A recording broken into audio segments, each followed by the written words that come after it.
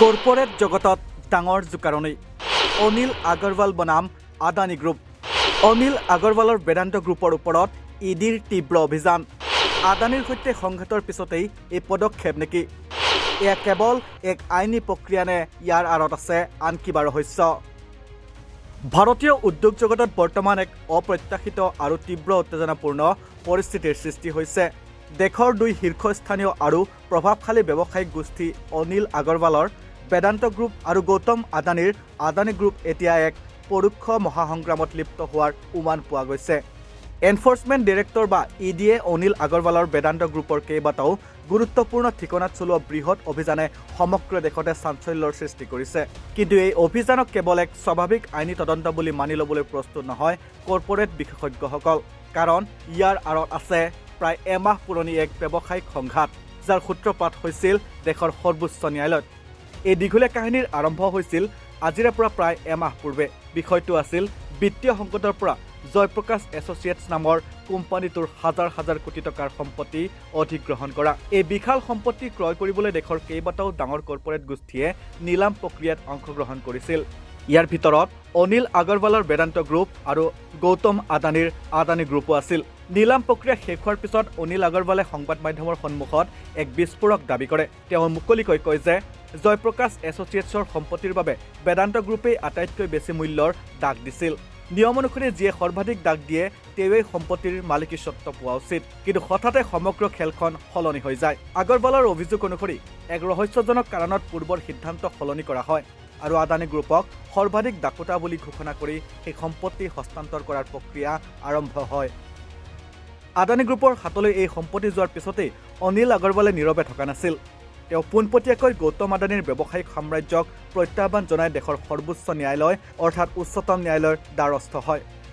তেওঁ এখন বিশেষ আবেদন দাখিল কৰি নিলাম প্ৰক্ৰিয়াৰ স্বচ্ছতাৰ ওপৰত ডাঙৰ প্ৰশ্ন উত্থাপন কৰে। তাৰ সমান্তৰালভাৱে ই কেৱল আইনী যুঁজেই নহয়, আগৰৱালে এক ৰাজহুৱা বিবৃতি দি এই বিষয়টো দেশবাসীৰ সন্মুখলৈ আনিছিল।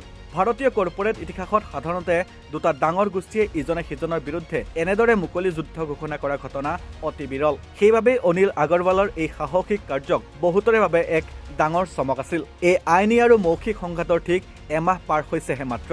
এনে সময়তে খবৰ আহে যে কেন্দ্ৰীয় সংস্থাই বেদান্ত গ্ৰুপৰ ওপৰত এক ডাঙৰ কোব মাৰিছে। বৈদেশিক মুদ্ৰা পৰিচালনা আইন বা হেমাহ উলংঘনৰ গুৰুতৰ অভিযোগত ইডিয়ে অনিল আগৰৱালৰ কোম্পানীৰ দিল্লী, মুম্বাইসহ দেশৰ কেইবাটাও কাৰ্যালয়ত একেযোগে তালাচী অভিযান আৰম্ভ কৰে। এই অভিযানেই এতিয়া সমগ্ৰ কাহিনীটোলৈ এক নতুন মূৰ আনিছে। ৰাজনৈতিক অলিন্দৰ পৰা আৰম্ভ কৰি শ্বেয়াৰ বজাৰলৈকে এতিয়া কেৱল এটাই চৰ্চা, এয়া জানো কেৱল এক কাকতলীয়া সংযোগ? দুয়োটা ঘটনাৰ মাজত কিবা সংযোগ আছে নেকি? বিশ্লেষকসকলৰ এটা ডাঙৰ অংশ মতে এই দুয়োটা ঘটনাৰ তাঁৰ এডাল আনডালৰ সৈতে গভীৰভাৱে জড়িত।